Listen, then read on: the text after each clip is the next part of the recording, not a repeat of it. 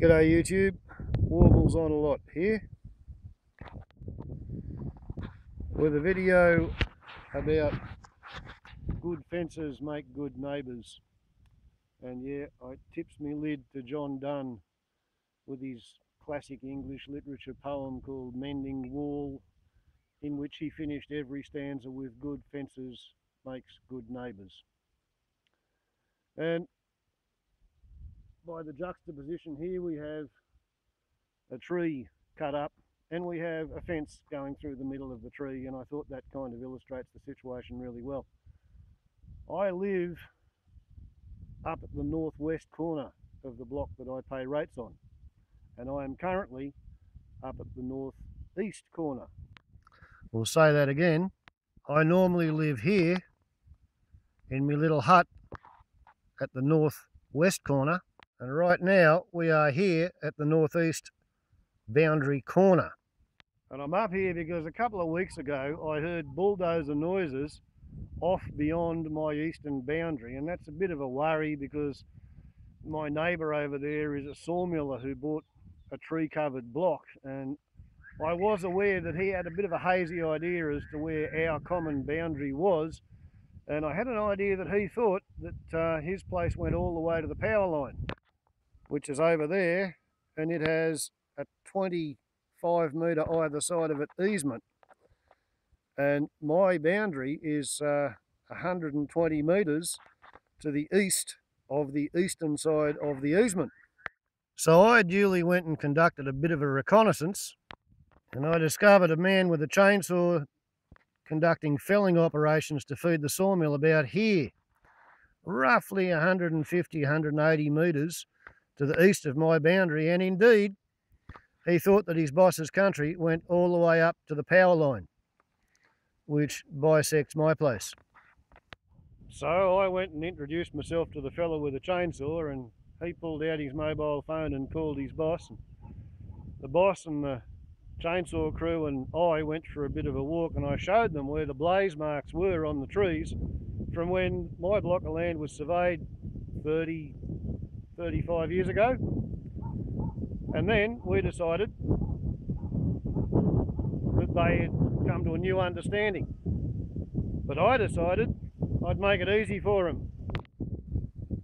I've spent 6 cans of spray paint running along the boundary,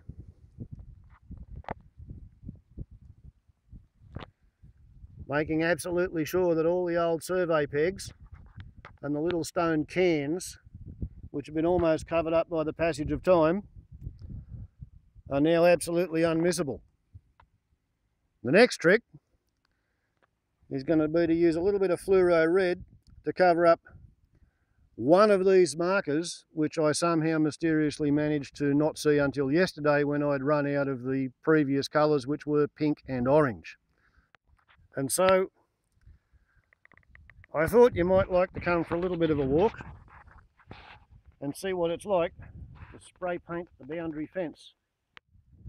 And you can share my joy in what a great fun time I have been having.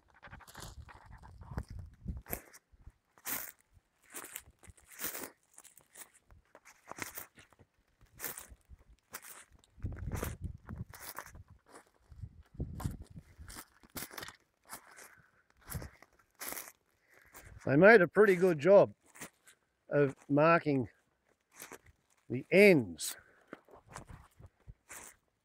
of the boundary, did the survey crew.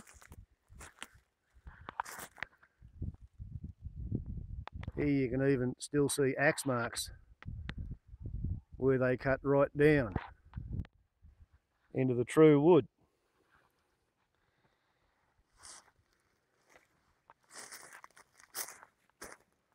This is a gateway that I made to dissuade people from continuing on down what was an old logging track probably 20 years ago. But this is a much simpler way to reinforce boundary markings, in my opinion.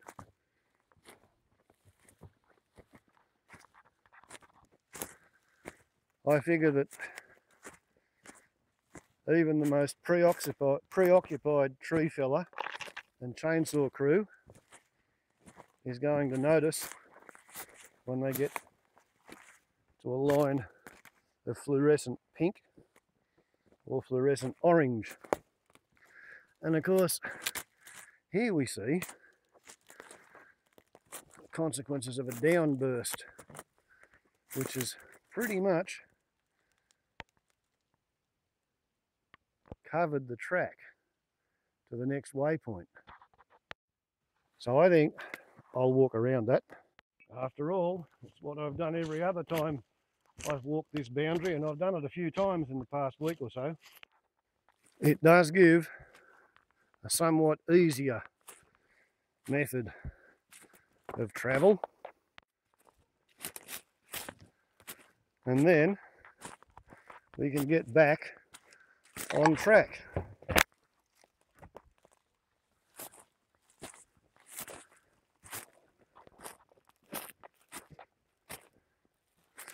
Of course, without the paint, if you know that these old survey marks are here, right, they're relatively easy to notice. If you're not aware of them at all and you think that you've got another 200 metres to go before you approach the boundary of the logging coop, then I guess it's pretty easy not to notice that that is actually a boundary marker.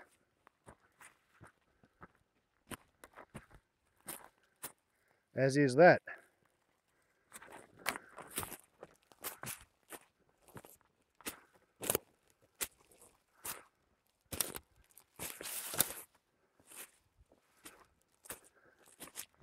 And that.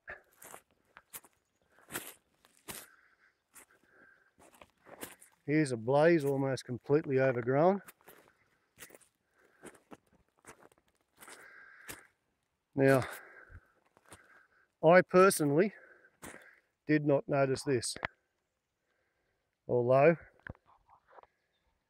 in my defence I'll say that that stake was lying down horizontally in that position, but there's still a straight line of stone with a white painted survey peg at the base of the fallen down stake, and the stake does line up with the blaze marks on the tree and the paint mark on the rock. So let's see if we can add some fluoro red.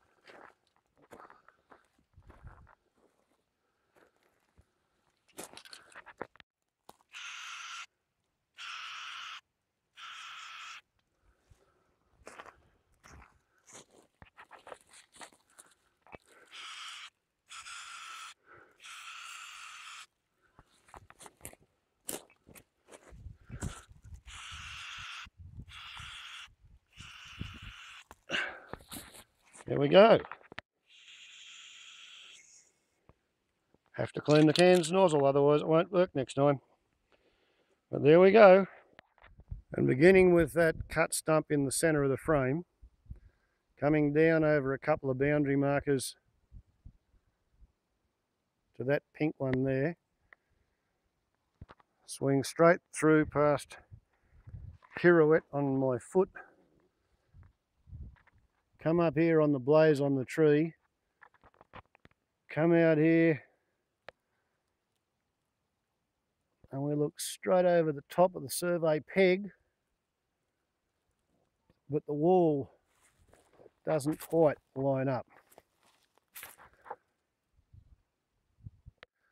So I guess it's a bit of an inexact science back in the 1980s, surveying before the days of GPS, and that should stop logging operations from going where they did not ought to proceed. It goes on and on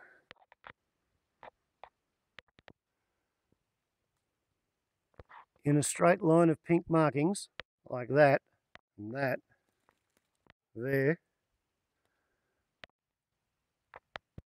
likey so. That was artistic, wasn't it?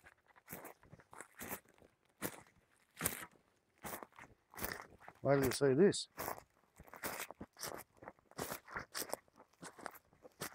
Isn't that cute?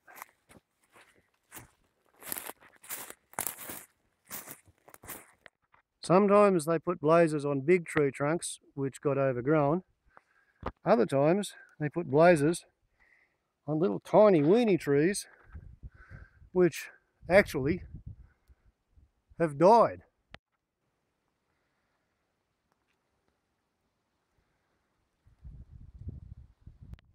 Whereas that one has been resumed, as you can see. It's just about completely gone if it wasn't for the paint mark. Some trees heal faster than others. And other times I've painted the rocks. And here's where the pink and the orange fluoro change over, and I discovered that the pink fluoro is actually on line with the boundary, and the orange fluoro was on line with the stone wall made by the survey crew. And their stone masonry doesn't actually line up with the boundary. Poo yuck. But there's the tea tree they cut, there and there. And now we go chasing orange marks instead of pink. Off we go up the hill. Just follow the orange line of dots straight on up the hill. And here, in a field of longleaf spike rush, we have the boundary with the blaze on the tree, and it's only 7 metres from a currajong tree.